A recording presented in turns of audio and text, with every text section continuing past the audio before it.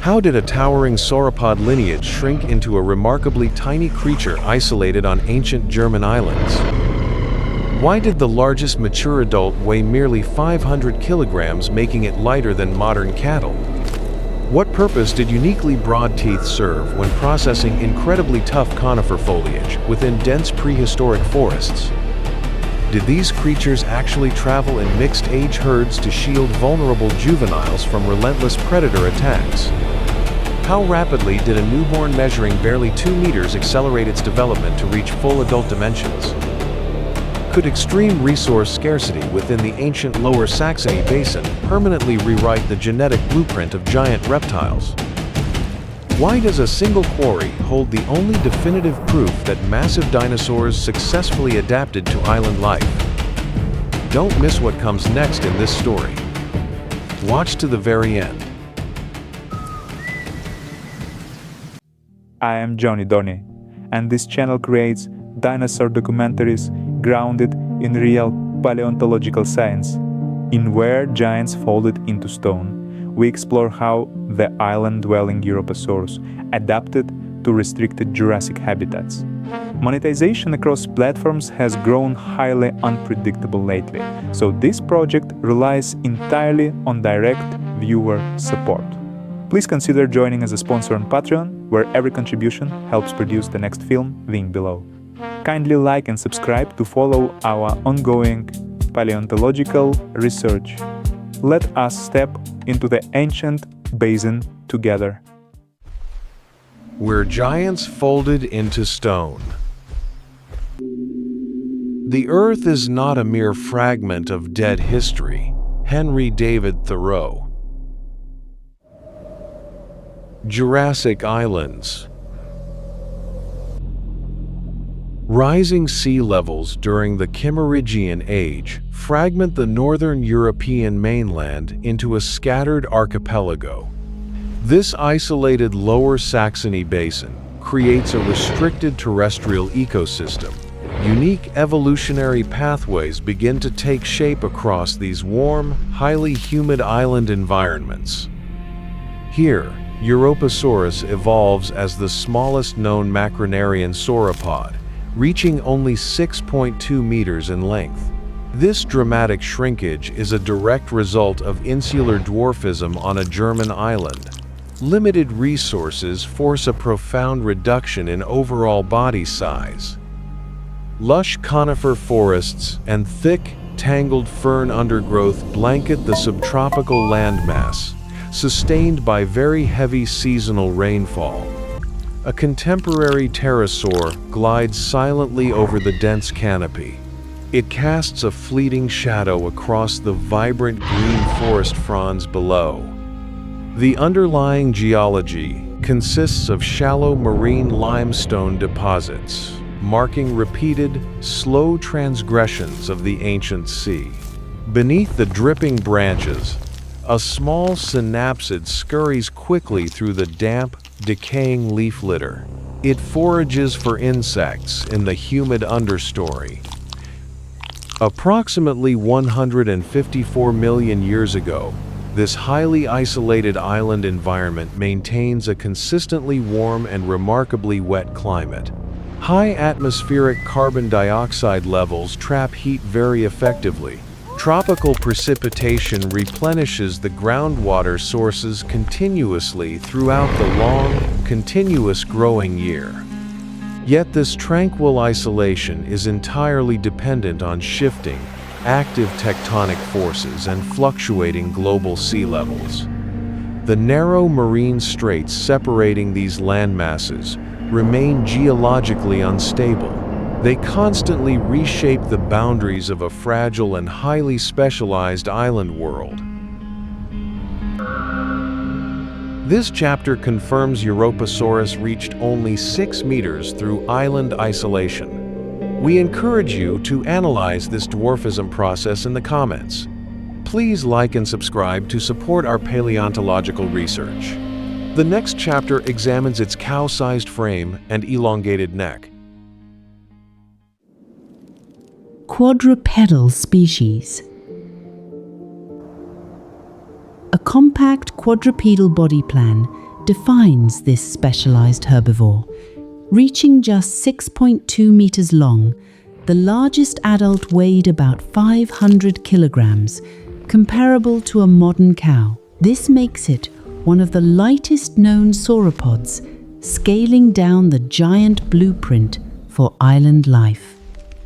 Known from the Langenberg quarry, its skeleton clearly reveals elevated shoulders and a disproportionately long neck. This giraffe-like posture maximizes browsing height above the dense fern understory. The shortened torso contrasts sharply with the elongated cervical column, preserving the classic silhouette. A soaring Rhamphorhynchus drifts overhead, its 1 meter span dwarfed by the high canopy this herbivore navigates. Below, the dwarfed species moves with deliberate grace through the humid conifer forest. Its reduced mass allows quiet, energy-efficient steps across the soft, mossy ground. Near the planted forefoot, a shrew-like Dryolestes scurries through the leaf litter, highlighting the sauropod's immense scale relative to the forest floor. Yet against mainland giants, this animal remains a miniature. It occupies a unique niche within the Lower Saxony archipelago. Moving through the cycad thickets, the animal's columnar limbs bear its half-ton frame with surprising agility. Unlike its colossal relatives, it does not need to clear vast swathes of vegetation. Instead, it selectively crops tough conifer fronds, utilizing a highly specialized oral apparatus. The elongated neck sweeps upward, stripping high foliage that smaller contemporaries simply cannot reach. This defining physical trait anchors its survival in a resource-limited world. Standing amidst the ancient green ferns, the compact giant browses in quiet, measured calm. Why did this miniature sauropod shrink its torso while preserving an elongated neck? We found that reduced mass-optimized movement through restricted island forests. Like and subscribe to support our ongoing research. The next chapter explains how specialized teeth processed tough conifer needles. Conifer Diet. Elevated shoulders lift the anterior body. A disproportionately long neck sweeps through the upper canopy branches. This high browsing posture secures a V-tool diet of nutrient-dense conifer needles, keeping the herbivore clear of ground-level competition in the dense Kimmeridgian forest. Its broad crown teeth feature denticles and wrinkled enamel. These are adapted for processing tough, abrasive conifer leaves in a dense forest environment. Below, a small Bavarisaurus quietly scurries through the damp ferns, entirely unbothered by the massive plant eater stripping the mid-canopy. Continuous movement between scattered tree clusters ensures steady forage. The herd travels across the restricted island territory. In the distance, a graceful Rhamphorhynchus glides silently over the shallow water, while the sauropod systematically clears the remaining foliage from a large fallen cycad trunk. Reaching inaccessible heights, the elongated neck acts as a precise biological crane. This specialized feeding strategy maximizes caloric intake from the very highest branches. It allows the herd to exploit a niche completely ignored by the island's smaller herbivores. By consistently cropping the upper canopy, these herbivores shape the woodland. Their daily forage opens the dense foliage to sunlight.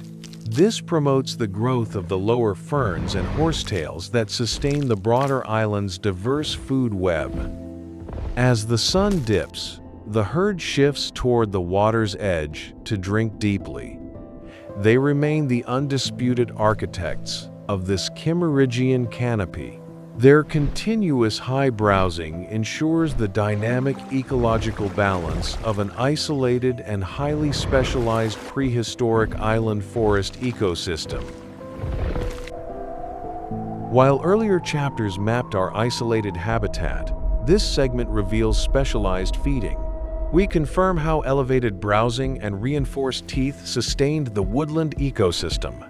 Like and subscribe to support our documentary research. The next chapter examines how these adults repel ambush predators. Predator threat. A small contemporary theropod, Hanosaurus, lunges from the ferns toward a straggling juvenile. The 500-kilogram adult pivots, swinging its massive neck to intercept the strike. The predator aborts the pursuit, driven back in defense by the sheer mass of the herbivore. Two adult bulls compete for the right to lead the herd away from the threat.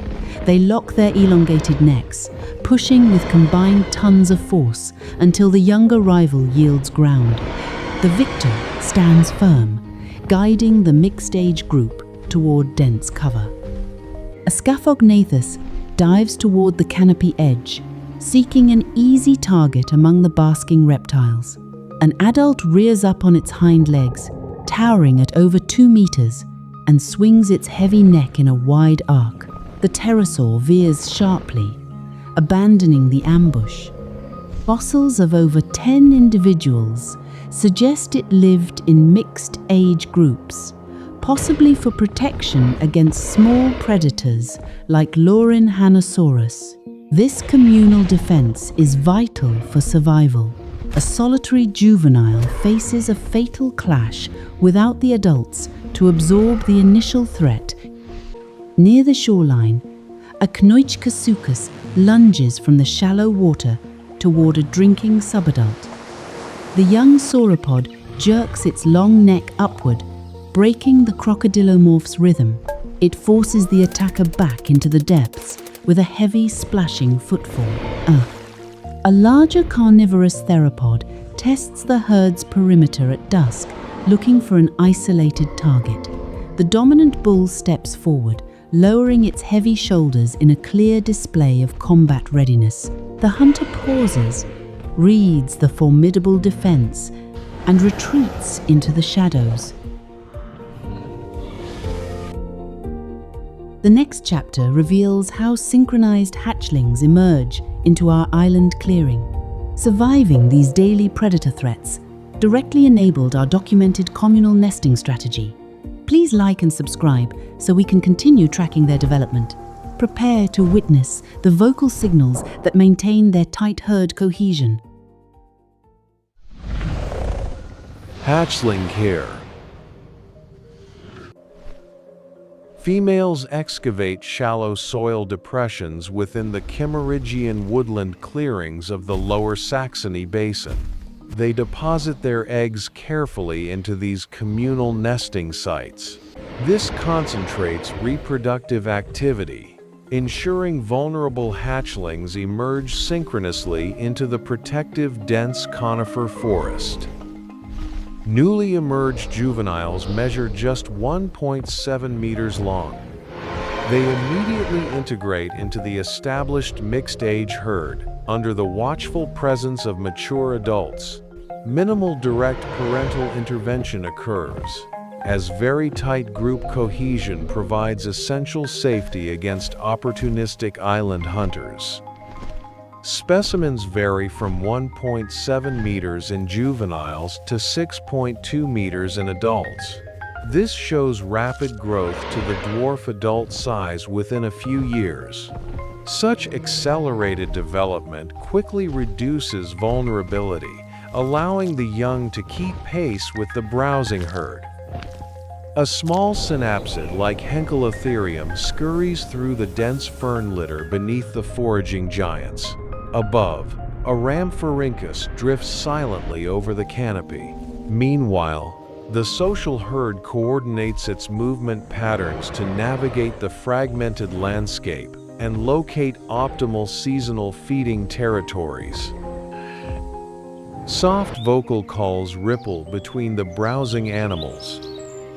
These sounds reinforce social bonds and ensure vital knowledge transfer regarding seasonal migration pathways.